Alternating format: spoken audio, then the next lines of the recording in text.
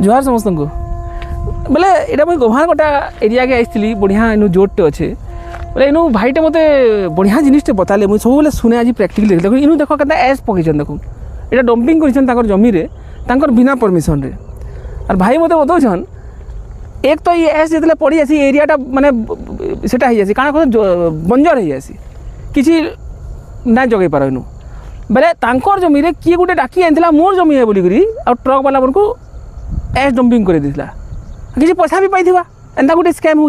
लेकिन जेन असल मालिक थे से जानी पाइले भगवान माने से पावरफुल भी अन बोलिकी से डकई करी फिर उठा करा एस सेम पर्सन के कराले कि अलग तुम्हें निजे उठा लो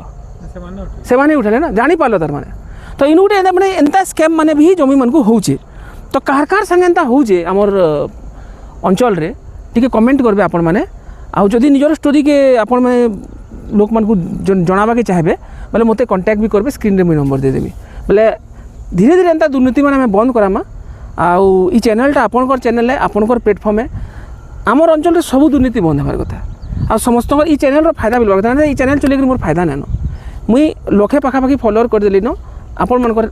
लगी ही होइचे और आपण मनकर ही सहायता करमा हमें एतले कि ई टाइप रो जनता टाइप रो भी आपनकर असुविधा हो जतकि मुई करबी कम से कम एस डंपिंग जहाँ संगे होइचे और एस डंपिंग लगी जिन मनकर एरिया बर्बाद हो जाइए टिके कांटेक्ट करबे जुहार।